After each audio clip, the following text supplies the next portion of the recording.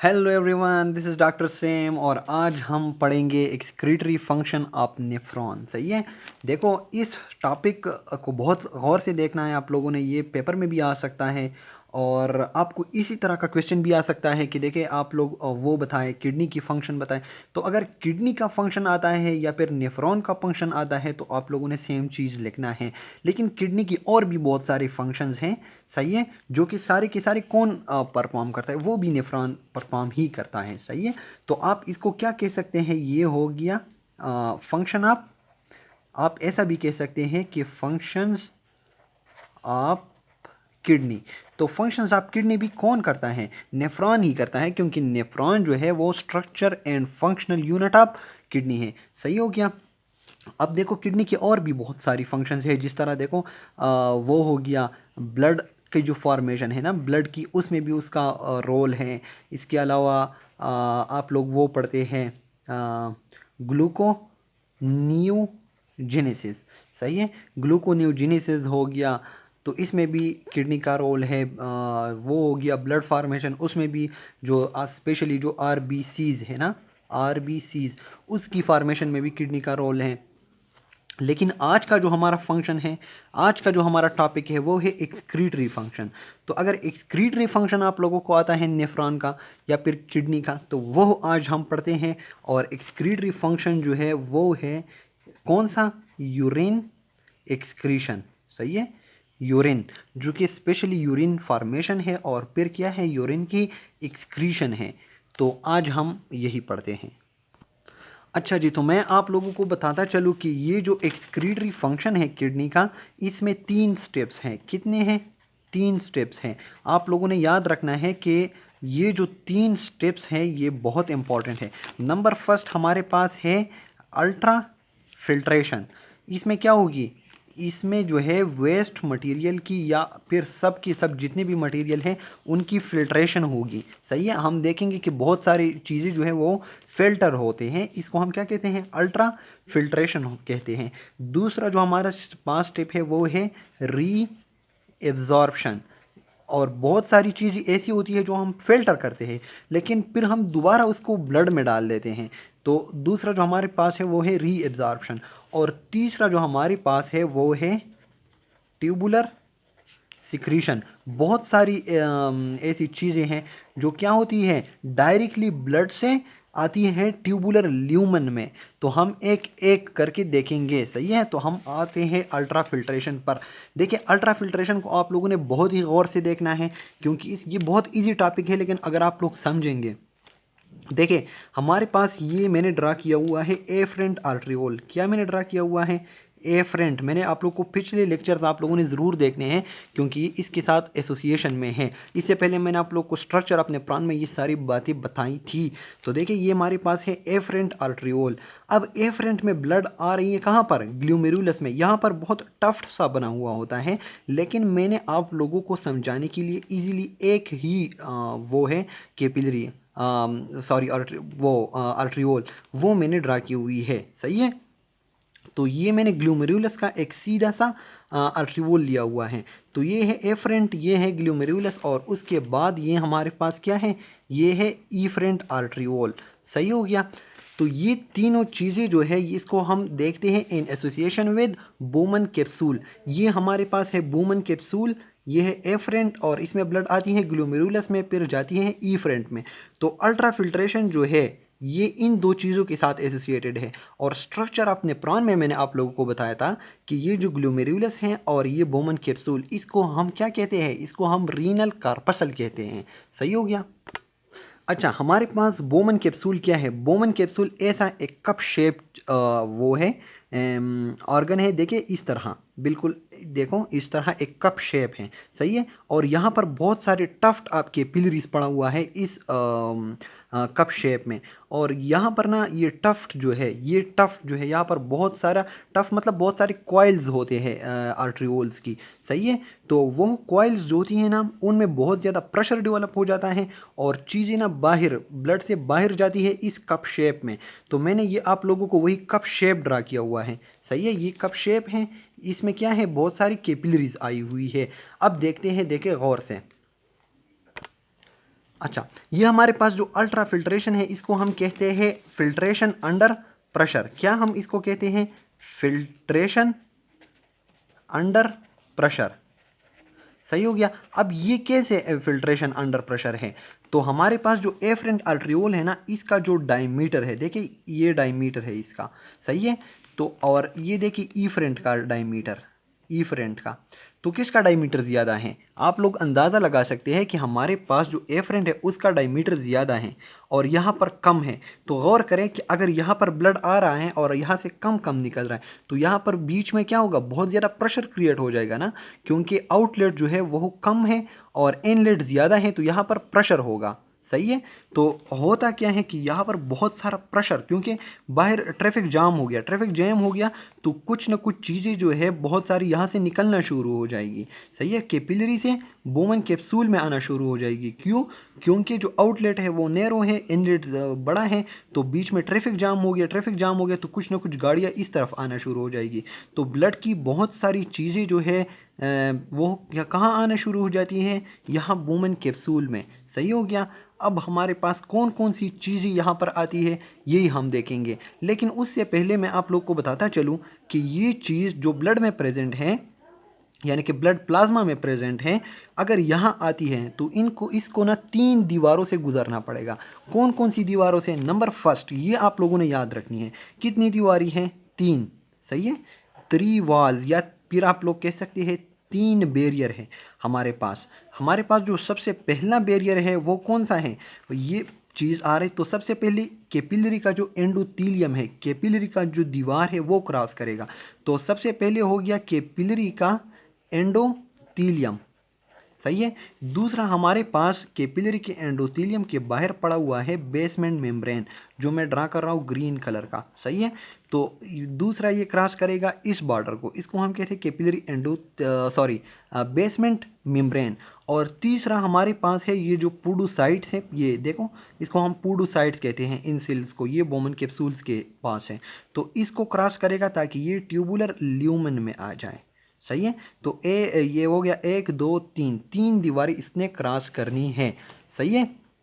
अब आप लोग देखें कि ये जो ब्लड प्लाज्मा है ना, ब्लड में हमारे पास 2 चीज़ें होती हैं। कौन कौन सी चीज़ें होती हैं? एक होती है ब्लड प्लाज्मा, सही है, और दूसरी होती है ब्लड सेल्स। तो सेल्स जितनी भी होती है वो तो अंदर ही रहेंगे, क्योंकि आरबीसीज हो गए, बहुत सारे डब्ल्यूबीसीज हो गए, सही है, तो ये सारे तो अंदर रहेंगे। सही है। लेकिन हमारे पास जो ब्लड प्लाज्मा है, ब्लड प्लाज्मा वो यहाँ से यहाँ आना शुरू हो जाएगा। और बहुत सारी चीज़ें जिनमें क्या है, देखो वाटर, वाटर हो गया, दूसरा है इलेक्ट्रोलाइट्स, इसके अलावा तीसरा हो गया ग्लूकोज, एमिनो एसिड्स, बहुत सारी चीज़ें यहाँ से ना यहाँ आना शुरू हो गई। सही है। देखें यहाँ आना शुरू हो गई बोमन कैप्सूल में। लेकिन जो प्रोटीन होते हैं, स्पेशली लार्ज प्रोटीन, वो ब्लड से यहाँ नहीं आ सकते। क्यों नहीं आ सकते? सही है। उसका रीज़न ये है कि प्रोटीन पर नेगेटिव चार्ज होता है और यहाँ बेसमेंट मेम्ब्रेन में भी क्या होता है? Negative charge. तो नेगेटिव चार्ज नेगेटिव को रिपेल करता है। अगर इन केस एक प्रोटीन आ भी जाए तो प्रोटीन का जो साइज़ होता है वो बहुत बड़ा होता है। सही है। और पूडोसाइट्स के दरमियान जो स्पेस है वो बहुत छोटा है, तो ये प्रोटीन फिर भी नहीं आ सकता। तो यहाँ पर जो होती है नॉर्मल कंडीशन में कोई भी प्रोटीन नहीं आएगा, स्पेशली लार्ज साइज प्रोटीन नहीं आएंगे। सही है। ये एमसीक्यू पॉइंट ऑफ व्यू से बहुत इंपॉर्टेंट चीज़ है कि कौन सी चीज़ नहीं आ सकती, तो प्रोटीन नहीं आ सकते। सही हो गया। जो मैंने 3 दीवारों की बात की थी, तो उसमें फर्स्ट वन जो था कैपिलरी एंडोथीलियम था, दूसरा क्या था? बेसमेंट मेम्ब्रेन हो गया, और तीसरा जो है वो है पूडोसाइट्स। पूडोसाइट्स क्या है? सेल्स है। सही है। पूडोसाइट्स सेल्स। तो अच्छा, यहाँ तक हम पढ़ चुके हैं।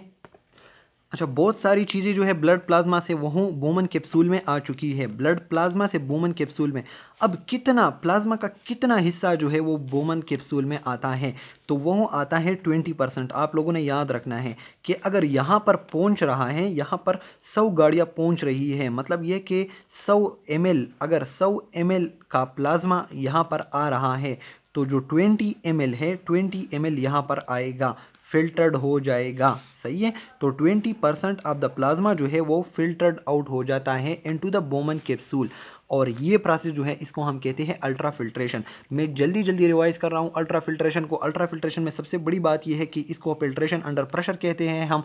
सही है, फिल्ट्रेशन अंडर प्रेशर। अब प्रेशर कहाँ से आता है? प्रेशर इसीलिए आता है क्योंकि ये जो एफरेंट आर्टरियोल है इसका जो ल्यूमन है, इसका जो डायमीटर है वो बहुत बड़ा है एज कंपेयर टू इफरेंट। जब बाहर जाने वाला कम होगा, अंदर आने वाला ज़्यादा होगा, तो बीच में क्या हो जाएगा? बीच में बहुत ज़्यादा प्रेशर डेवलप हो जाएगा, ट्रैफिक जैम हो जाएगा। जब जैम हो जाएगा तो 20% का जो प्लाज्मा है, ब्लड प्लाज्मा है, वह यहाँ पर आना शुरू हो जाएगा बोमन कैप्सूल में 3 दीवारों से गुजर कर। सबसे पहले जो है वो है कैपिलरी एंडोथेलियम, फिर है बेसमेंट मेम्ब्रेन, उसके बाद है पोडोसाइट्स। तो ये हमारे पास हो गया फर्स्ट प्रोसेस। होप आपको बहुत अच्छी तरह समझ आया होगा। अच्छा, अब हम पढ़ने लगे हैं दूसरा स्टेप। दूसरा स्टेप जो है वो है सेलेक्टिव रीएब्जॉर्प्शन। देखो आप लोगों ने इसके नाम में ही सब कुछ रखा हुआ है। देखिए सेलेक्टिव रीएब्जॉर्प्शन, सेलेक्टिव का लफ्ज़ आप लोगों ने बहुत याद रखना है। देखो रीएब्जॉर्प्शन का तो सबको पता होता है एक अच्छे स्टूडेंट को, लेकिन ये बात इंपॉर्टेंट है कि सेलेक्टिव रीएब्जॉर्प्शन। अब सेलेक्टिव क्या क्या मतलब है ये मैं आप लोग को समझा रहा हूँ, बहुत इंपॉर्टेंट है, आप लोग गौर से देखिएगा। देखें ये हमारे पास था, यहाँ पर बहुत सारा वो जो था फिल्ट्रेट यहाँ से गुजर कर यहाँ पर आ चुका था। अब फिल्ट्रेट यहाँ जा रहा है, जा रहा है, सही हो गया। तो बहुत सारी जो रीएब्जॉर्प्शन है, सब बहुत सारी चीज़ यहाँ आ चुकी थी ना, सही हो गया। तकरीबन हमने पढ़ा था कि 20% जो है थे 20% वो यहाँ पर आ चुका था। अब यहाँ पर ना रीएब्जॉर्प्शन हो गया। रीएब्जॉर्प्शन का मतलब ये है कि हमारी बॉडी को जो चीज़ ज़रूरत है हमारी, सही है, जिस चीज़ की हमें नीड है, क्या है, जिस चीज़ की हमें नीड है, जो चीज़ हमारे लिए इम्पॉर्टेंट है, सही है, जो चीज़ हमारे लिए इम्पॉर्टेंट है वो हम क्यों यहाँ से गुजर कर यहाँ यूरिन में क्या है, यूरिन ड्रॉप्स में हम क्यों उसको एक्सक्रीट करें? हम नहीं करना चाहते ना। हमारे लिए बहुत सारी इंपॉर्टेंट चीज़ें यहाँ पर आ चुकी थी। जिस तरह हमारी बॉडी को ग्लूकोज की ज़रूरत होती है, एमिनो एसिड की ज़रूरत होती है, वाटर की ज़रूरत होती है यार, तो ये तो सब हमारी ज़रूरत की चीज़ें हैं। तो बॉडी तो ऐसा नहीं करेगा कभी भी कि वो हम एक्सक्रीट करें, क्योंकि खुद हमें ज़रूरत है। तो हम इसको क्या करना चाहेंगे? हम इसको रीएब्जॉर्प्शन करेंगे, इसके हम दोबारा बॉडी में दोबारा हम ब्लड में डालेंगे, सही है। और जो दोबारा हम ब्लड में डालेंगे तो ये प्रोसेस को हम कहते हैं, इस प्रोसेस को हम कहते हैं रीएब्जॉर्प्शन, सही है। लेकिन ये प्रोसेस जो है ये सेलेक्टिव है। सेलेक्टिव कैसे है?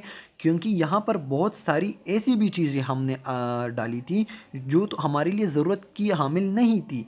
जिस तरह कोई वो हो गया, क्रेटिनिन हो गया, बहुत सारी नाइट्रोजनस वेस्ट्स हो गए, यूरिया हो गया, बहुत सारी ऐसी भी चीज़ें थी जो हमारे लिए ज़रूरत की हामिल नहीं थी, तो वो हम एक्सक्रीट करेंगे। जो चीज़ हमारी ज़रूरत है वो हम रीअब्जॉर्ब करेंगे, सही हो गया।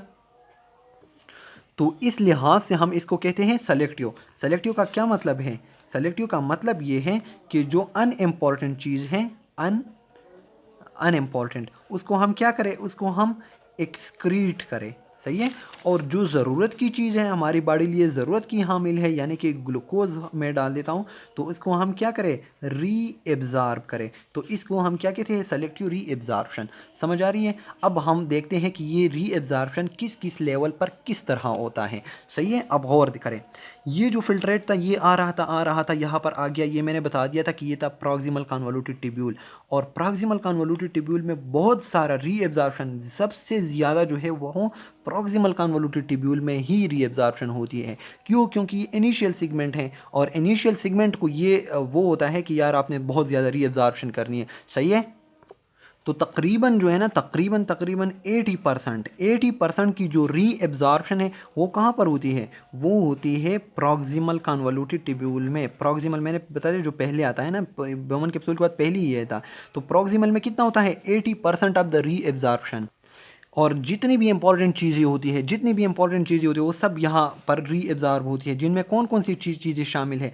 प्रॉक्सिमल कन्वोल्यूटेड में हमारे पास जितनी भी ग्लूकोज हमने यहाँ फिल्टर, वो दोबारा हम यहाँ पर ब्लड में रीएब्जॉर्ब कर देते हैं, सही है। इसके अलावा एमिनो एसिड्स जितनी भी थे, सही है, वो हम दोबारा रीएब्जॉर्ब कर लेते हैं। इसके अलावा जो है वाटर हो गया, इसके अलावा सोडियम हो गया, सही है। बहुत सारी चीज़ें ये सब हम दोबारा यहाँ से लेकर दोबारा यहाँ ब्लड में डालना शुरू कर देते हैं, सही है। कहाँ पर? ब्लड में। पेरिट्यूबुलर कैपिलरीज जो हैं, हमने दोबारा यहाँ से चीज़ें कहाँ डालना शुरू कर दी जो इंपॉर्टेंट थी, ब्लड में, और ये ब्लड दोबारा बॉडी में जाएगी। सही हो गया, तो ये बहुत इंपॉर्टेंट है। अब प्रॉक्सिमल कन्वोल्यूटेड ट्यूब्यूल जो है ना, इसमें ऐसा क्या खूबी है, क्या खूबी है इसमें जो इतना सारा री एब्जॉर्प्शन कर सकता है। तो मैं आप लोगों को यहाँ पर प्रॉक्सिमल कन्वोल्यूटेड ट्यूब्यूल के कुछ सेल्स ड्रा कर रहा हूँ। सही है, ये हमारे पास प्रॉक्सिमल कन्वोल्यूटेड, ये एक ट्यूब्यूल है, लेकिन इसके मैं दो तरफ, चलो मैं आपको दो तरफ ड्रा कर रहा हूँ इसकी सेल्स। सही है, ये मेरे पास क्या था, वो ट्यूब था। अब प्रॉक्सिमल कन्वोल्यूटेड ट्यूब्यूल का जो सेल है ना, इसकी पिथीलिया में बहुत सारी विलाई होती है, जिस तरह आप लोगों ने शायद डाइजेस्टिव सिस्टम में पढ़ा होगा। सही है, माइक्रोविलाइज होती है, तो वो क्या करती है कि री एब्जॉर्प्शन के प्रोसेस को एनहेंस कर देती है। क्या कर देती है, एनहेंस कर देती है। होपफुली आपको ये प्रॉक्सिमल कन्वोल्यूटेड ट्यूब्यूल का अच्छी तरह समझ आ गया होगा। सही है, मैं जल्दी जल्दी रिपीट कर रहा हूँ क्योंकि बहुत सारी चीज़ें जो है यहाँ पर आती हैं प्रॉक्सिमल कन्वोल्यूटेड ट्यूब्यूल में। यहाँ पर सेल्स जो होते हैं, ये सेल्स इसके सारे बहुत विलाई होती हैं। इसके अलावा यहाँ पर थोड़ी बड़ी जंक्शन भी होती है, तो उसके ज़रिए बहुत सारी चीज़ें वापस दोबारा ब्लड में आना शुरू हो जाती है। तकरीबन 80% जो है फिल्ट्रेट का वो दोबारा ब्लड में आती है। सही है, क्योंकि हम सब के सब एक्सक्रीट नहीं करेंगे, इंपॉर्टेंट चीज़ें हमारे पास उसमें क्या क्या चीज़ें हैं, ग्लूकोज है, अमीनो एसिड्स है, वाटर है, सोडियम है। सही हो गया, उसके बाद हम आते हैं, हम स्टडी करेंगे लूप ऑफ हेनले। सही है, लूप ऑफ हेनले में हमारे पास कौन कौन से पार्ट है। जो सबसे पहला है वो है डिसेंडिंग, नीचे की तरफ जो आ रहा है, ये है डिसेंडिंग पार्ट। उसके बाद है असेंडिंग पार्ट, ये दोनों हम पढ़ते हैं। असेंडिंग और डिसेंडिंग में बहुत डिफरेंस है, तो हम वो देखते हैं। अच्छा, तो डिसेंडिंग का जो पार्ट है, देखिए डिसेंडिंग के साथ आप लोगों ने वाटर का लफ्ज़ याद रखना है। क्या ये लफ्ज़ याद रखना है, वाटर। सही है, बहुत इंपॉर्टेंट है ये बात। डिसेंडिंग के साथ आप लोगों ने वाटर लफ्ज़ याद रखना है, क्योंकि ये जो पार्ट है, ये जो डिसेंडिंग का पार्ट है, ये पार्ट, सही है, ये वाटर के लिए परमिएबल है। यहाँ से वाटर निकलती है और सीधा कहाँ जाती है, ब्लड में। सही है, बहुत सारा वाटर हमने यहाँ वुमन कैप्सूल में डाला था, तो अब हमें वाटर की तो ज़रूरत होती है ना बॉडी में, सब की सब वाटर हम क्यों एक्सक्रीट करें, तो वाटर दोबारा ब्लड में आना शुरू हो जाती है। और डिसेंडिंग पार्ट में बहुत ज़्यादा वाटर की जो है री एब्जॉर्प्शन हो जाती है। सही हो गया, यहाँ पर तो बहुत सारी चीज़ों का हो रहा था, वाटर का भी हो रहा था, सोडियम का भी, ग्लूकोज का भी, लेकिन डिसेंडिंग पार्ट जो है इसमें बहुत सारा वाटर का री एब्जॉर्प्शन होता है। सही हो गया, इसके अलावा अब हम फिर दोबारा आते हैं असेंडिंग, जो ऊपर की तरफ जाता है, असेंडिंग ऊपर। सही है, जो ऊपर की तरफ जा रहा है, तो ऊपर जो जा रहा है ना, तो ये इम्परमिएबल टू वाटर है। क्या है, impermeable to water, water no to water. सही है, वाटर पर क्रॉस लगा दिया मैंने, क्योंकि यहाँ पर वाटर की जो वो है वो नहीं होती।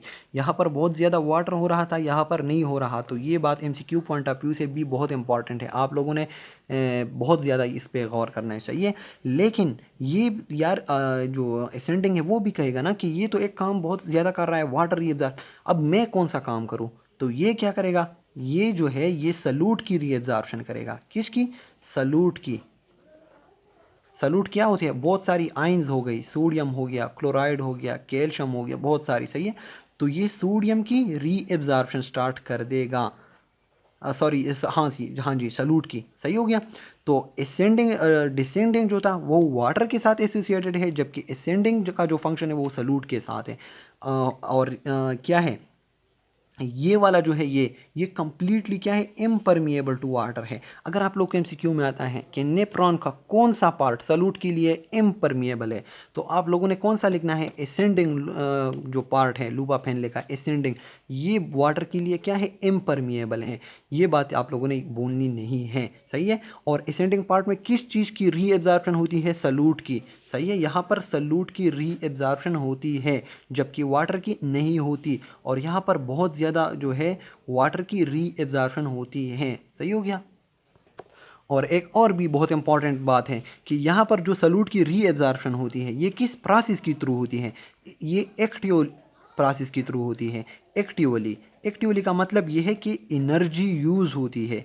क्या होती है, एनर्जी यूज़ होती है फॉर री एब्जॉर्प्शन।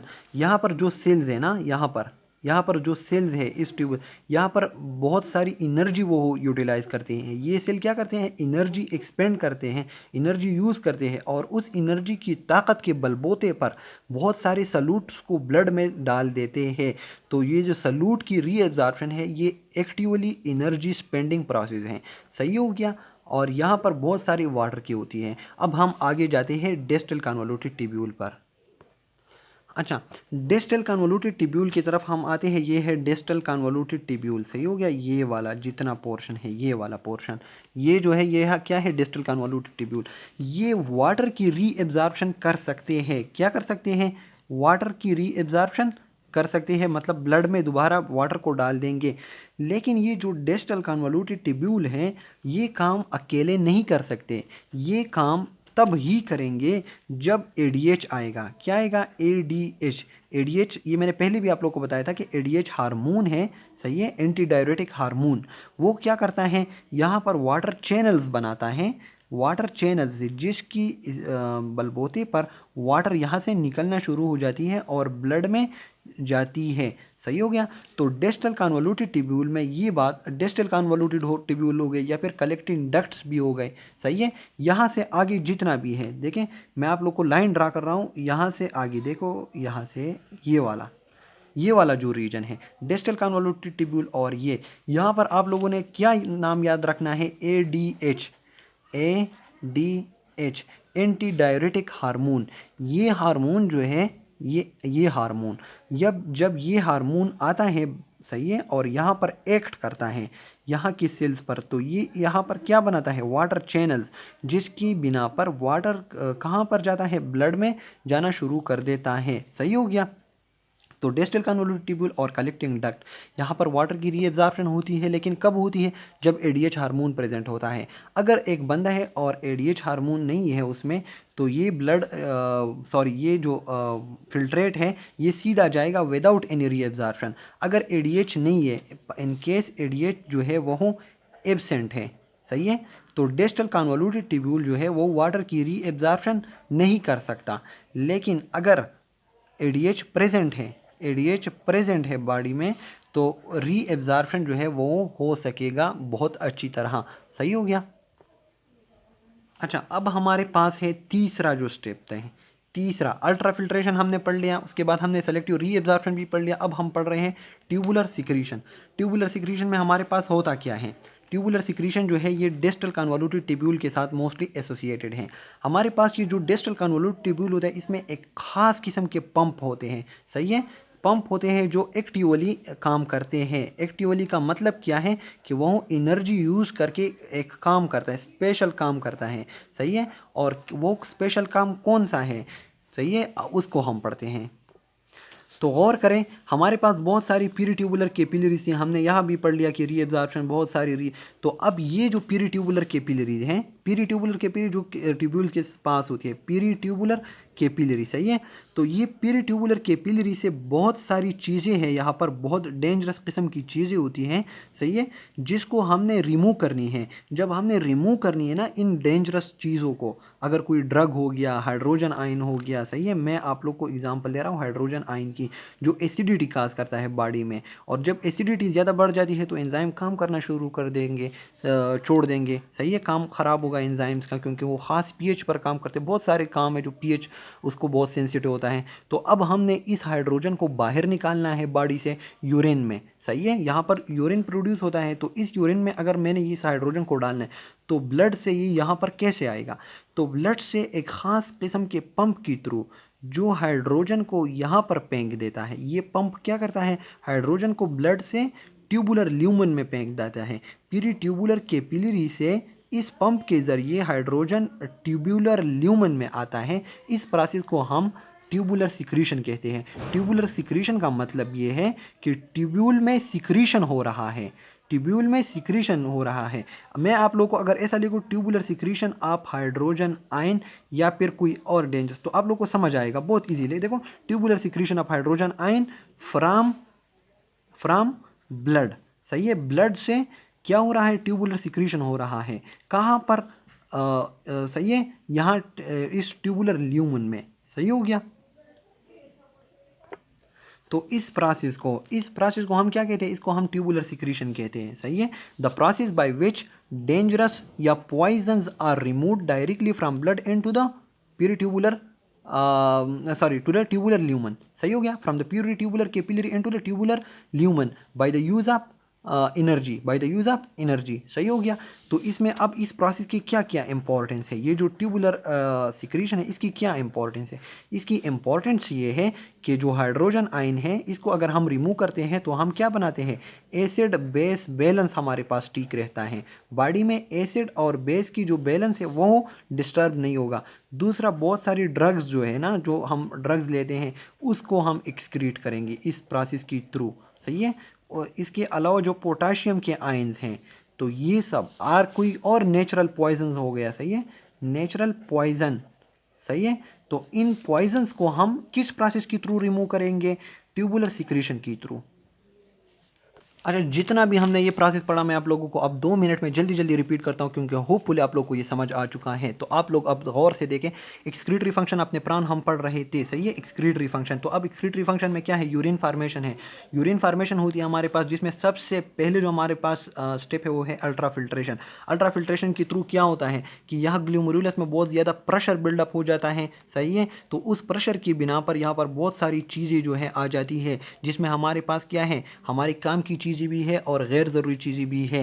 सही हो गया। तो इन गैर ज़रूरी चीज़ों को ना हम फिर क्या करते हैं, दोबारा बॉडी में डालना शुरू कर देते हैं, जिसके लिए हमारे पास कौन सा प्रोसेस है, रीएब्जॉर्प्शन का प्रोसेस है। तो सेलेक्टिव, और ये जो रीएब्जॉर्प्शन का प्रोसेस है ये सेलेक्टिव है, क्योंकि हम जो होती है ना इंपॉर्टेंट चीज़ें उसको रीएब्जॉर्ब करते हैं, और जो गैर ज़रूरी होती है अनइम्पॉर्टेंट उसको हम एक्सक्रीट कर देते हैं। सही है। तो रीएब्जॉर्प्शन की बिना पर हम क्या करते हैं, इंपॉर्टेंट चीज़ें, यहाँ ट्यूबुलर ल्यूमन से, ट्यूबुलर ल्यूमन से, ये ट्यूबुलर ल्यूमन है, ब्लड में फेंकना शुरू कर देते हैं। जिसमें हमने ये पढ़ा कि जो तकरीबन यहाँ पर हमने पढ़ा कि 80% जो ट्यूबुलर रीएब्जॉर्प्शन है यहाँ पर होता है। उसके बाद हम आ गए कहाँ पर, डिसेंडिंग में। डिसेंडिंग में क्या था, हमारे पास वाटर का हमने पढ़ लिया कि वाटर की रीएब्जॉर्प्शन होती है बहुत सारी। उसके बाद जो असेंडिंग है यहाँ पर सल्यूट की रीएब्जॉर्प्शन होती है bye the use of energy. सही हो गया। उसके बाद हम आ गए डिस्टल कन्वोल्यूटेड ट्यूब्यूल पर। डिस्टल में हमारे पास हमने पढ़ लिया कि अगर एडीएच प्रेजेंट है तो डिस्टल कन्वोल्यूटेड ट्यूब्यूल जो है यहाँ से वाटर ब्लड में जाएगा। सही है। अगर यहाँ पर एडीएच प्रेजेंट है तो एडीएच क्या करेगा, वाटर की रीएब्जॉर्प्शन करेगा। तो ये सारे का सारा हमने रीएब्जॉर्प्शन का पढ़ा। लेकिन अगर एडीएच प्रेजेंट नहीं है तो यहाँ पर कोई भी रीएब्जॉर्प्शन का प्रोसेस नहीं होगा। उसके बाद हम आ गए कहाँ पर, लास्ट प्रोसेस जो था ट्यूबुलर सिक्रीशन। ट्यूबुलर सिक्रीशन में हमारे पास क्या हो रहा था, हमारे पास जितनी भी खतरनाक किस्म की पॉइजन्स थे या फिर कुछ ड्रग्स थे या एसिड बेस बैलेंस डिस्टर्ब हो रहा था, यानी कि हाइड्रोजन आयंस हो गए बहुत सारे, तो उनको हम पीरी ट्यूबुलर कैपिलरी से सीधा ट्यूबुलर ल्यूमन में फेंक देते हैं एक पंप के जरिए। सही है, जो एनर्जी यूज़ करता है। तो इस प्रोसेस को हम क्या कहते हैं, इस प्रोसेस को हम कहते हैं ट्यूबुलर सिक्रीशन। अगर फिर भी आप लोग के जहन में कोई सवाल है तो आप लोग पूछ सकते हैं। Thank you.